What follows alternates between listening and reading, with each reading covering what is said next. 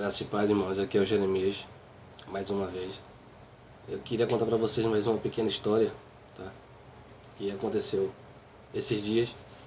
Eu fui no hospital resolver umas coisas e chegando lá eu sempre leio a minha Bíblia, né? E eu fico lendo onde eu paro, que eu tenho tempo eu leio, tá? Não é o lugar ideal porque você precisa de calma, um lugar sossegado para você poder ler a palavra de Deus e ter uma boa concentração.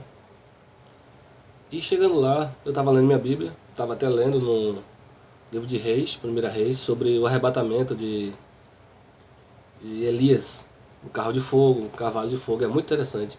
Eu recomendo para você saber sobre essa história, é muito bonita a história.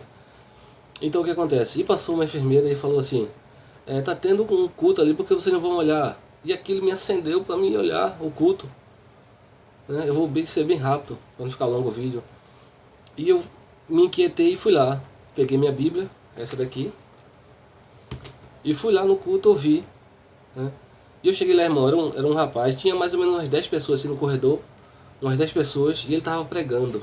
Ele não estava pregando, na verdade, ele estava fazendo, não sei se era profecia, se ele estava entregando a mensagem. Ele estava com a camisa da IADEP, CIADEP, alguma coisa assim. Eu me via que ele era da Assembleia. E ele falou assim, com o dedo levantado, ele dizia: volte do lugar da onde você veio. Deus tem um propósito para você. Eu não sei quem é aqui, mas Deus tem um propósito. Volte para o lugar da onde você veio. E ele olhou para mim e eu continuei olhando. Não passou 2 minutos, irmão. Eu me incomodei e saí. Aquele estava parecendo mais adivinhação. Se ele estava falando, eu não sei quem é, mas Deus está mandando você voltar para o lugar, que Ele tem uma obra para fazer com você naquele lugar. Isso para mim é adivinhação, irmão. Tá? Isso para mim é adivinhação. Eu acho que Deus não vive de adivinhação. Deus é certo, é direto. Deus é direto. Ele não tem esse negócio de adivinhação. A palavra de Deus é cortante. Ela corta a alma, a medula, corta tudo. A palavra de Deus corta tudo. Então não tem meias palavras. Eu tenho uma passagem aqui, em Eclesiastes 5:1, que ele diz o seguinte: guarda o teu pé quando entrares na casa de Deus, e inclina-te mais a ouvir do que a oferecer sacrifícios de tolos, pois não sabe que fazem mal. Não te precipites com a tua boca, nem o teu coração se apresse a pronunciar palavra alguma diante de Deus, porque Deus está nos céus e tu estás sobre a terra, pelo que sejas poucas tuas palavras, porque da muita ocupação vêm os sonhos, e a voz do tolo da multidão das palavras. Então, meu querido, eu me nego a aceitar que Deus sacrificou seu filho por isso. Por pessoas que ficam falando que Deus me mandou dizer, que eu tenho uma palavra para você que Deus está me dizendo no meu ouvido. Eu me nego a aceitar uma coisa dessa. Eu me nego a aceitar. Nós somos tão pecadores que não tem condições da gente dizer Deus está falando no meu ouvido. Deus fala ao coração. Ele fala através da palavra dele ao coração. Ao ouvido, Deus está falando no teu ouvido. Eu acho até ignorância você falar uma coisa dessa. Tão impuro, imundo que nós somos. Tão impuro e imundo que nós somos. Eu chego a ficar incomodado com isso. Incomodado.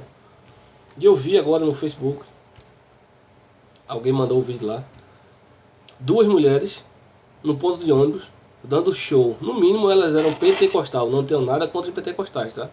Não tenho nada contra os pentecostais. Mas, irmão, vamos ter discernimento. Isso é escandalizar a palavra de Deus.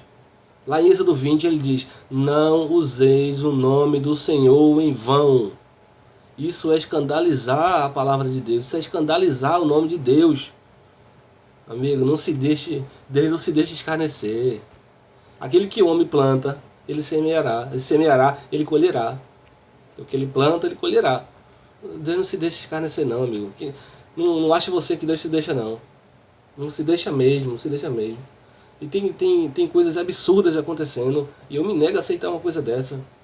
Eu não me nego a aceitar o que eles estão fazendo com a palavra de Deus. Se reúnem num lugar e dizem que são igreja. Não, uma denominação. São, como se diz aí, um que se julga pastor da prosperidade, que o Paulo Júnior falou um tantinho assim e ele se ofendeu até o dia de hoje. Parece que Paulo Júnior continua mexendo na ferida dele. Paulo Júnior não falou mais nada. Apenas aquilo. E ele diz, como é que se diz? Experiência pentecostal. Eles querem voltar a Atos 2. Diz o Pentecostes, que o Espírito Santo desceu sobre todo mundo. Ele quer voltar esse dia. Experiências pentecostais. Eles querem prender as pessoas, deturpando, escandalizando a palavra de Deus. E escandalizando a palavra de Deus. Chamando de ladrão quem não dá o dízimo. Eu concordo com o dízimo. Eu concordo com o dízimo. Porque a igreja depende de dízimo para poder comprar bancos novos, pagar a conta de luz, ou de aquele ar-condicionado, ventilador, o som, né? Pagar o ambiente se for alugado. Mas não escandalizar como ele faz ofertas de R$1.000, de 100, de 200, de 300, de 900, um aluguel. Isso é escandalizar a palavra de Deus. Isso é escandalizar. Receber de graça, dar de graça. Qual é a dificuldade que tem nisso? Qual a dificuldade que tem nisso? Eu não consigo. Lá em Isaías 5:13, ele diz o seguinte: portanto, o meu povo se levará a cativeiro por falta de entendimento, e os seus nobres terão fome, e a sua multidão se secará de sede. É uma prosperidade que só quem prega é quem prospera. Os ouvintes não prosperam. É só quem prega essa prosperidade prospera. Eles prosperam com carro, casa, com aviões, jatinhos, fazendas. E o povo que está ali semeando, o pobre que está semeando, não prospera em nada. Não prospera em nada. Pelo amor de Deus, será que você não consegue abrir os olhos?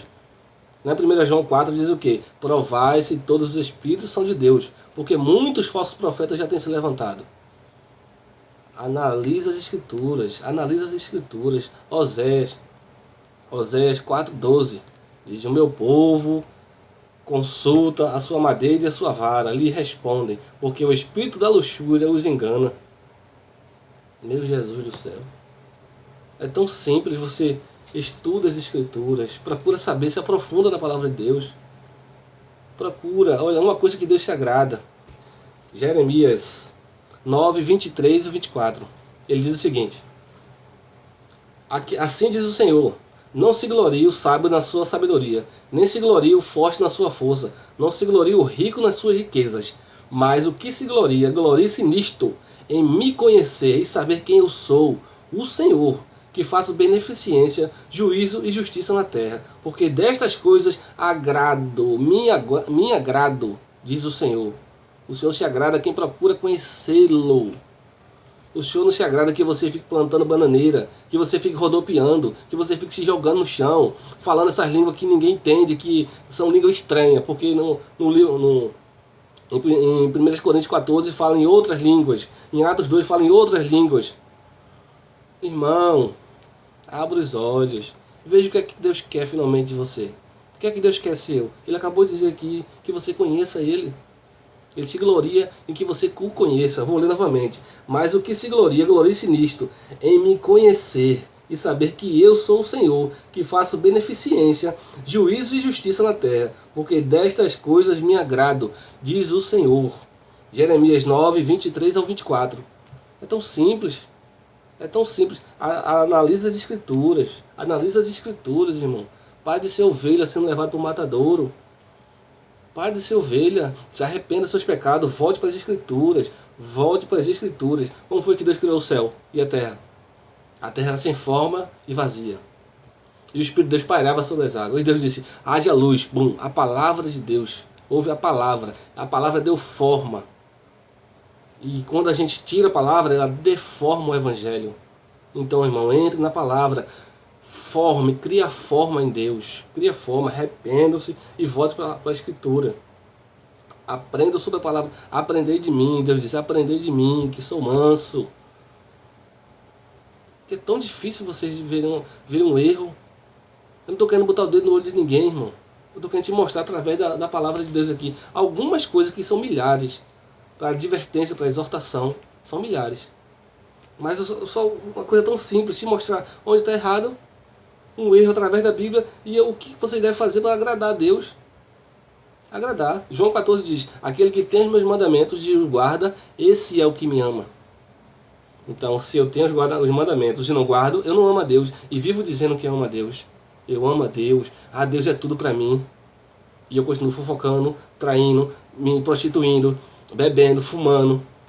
Não obedeço pai e mãe. Eita, a caneta caiu aqui. Não obedeço pai e mãe. Então acho que isso é amar a Deus? Como? Que amor é esse? Amor que ele deu, João 3,16. E Deus amou o mundo de tal maneira que deu seu único Filho unigênito para aquele que nele crê não pereça, mas tenha vida eterna. Isso sim é amor. O livro de João é só fala de amor. Isso é amor. Que amor é esse? Que amor carnal? Não sei que amor é esse. Eu vejo no Facebook tantas pessoas falando: Deus faz um dia maravilhoso para mim hoje. Eu vou aproveitar. Aproveitar como? Se prostituindo, bota a foto com decote aqui embaixo. Aqui embaixo, fica o seu tudo de fora. Deus, obrigado por mais um dia. Escandalizando a palavra de Deus. Não brinque com Deus não. Deus não é brincadeira. Deus não é propriedade sua. Deus não está sujeito a fazer o seu bem ao seu querer. Deus está no céu e faz tudo que lhe apraz. Tudo que está ao seu desejo, ao seu querer. Seu querer. Bote uma coisa na sua cabeça. Deus está te dando a oportunidade de ser cooperador na obra dele. Cooperador. Sem você, a palavra de Deus vai se cumprir, querendo ou não. Agora ele está te dando a oportunidade de ser um cooperador na obra dele. Aceita. E Deus falou lá: hoje eu ponho os céus e a terra em testemunha entre ti. Testemunha contra ti, que te proponho a vida. Digo-te, escolhe a vida. Deus, a vontade de Deus é que todo mundo se salve, ninguém se perca. Mas como está escrito, muitos serão chamados, mas poucos serão escolhidos. Esteja entre esses poucos, porque o fim está próximo. Arrependa-se e volte para Cristo, antes que seja tarde demais. Não deixe para amanhã, porque hoje você pode ver essa mensagem, mas amanhã você pode estar morto. E para onde vai a sua alma? Sheol, para o inferno. E você vai dizer: eu tive a oportunidade e não abracei essa oportunidade. Não tem nada que impeça a gente de servir a Cristo. Não tem nada que impeça, nada. Nada. Só nós mesmos. Arrependa-se, volte para Cristo antes que seja tarde. Graça e paz.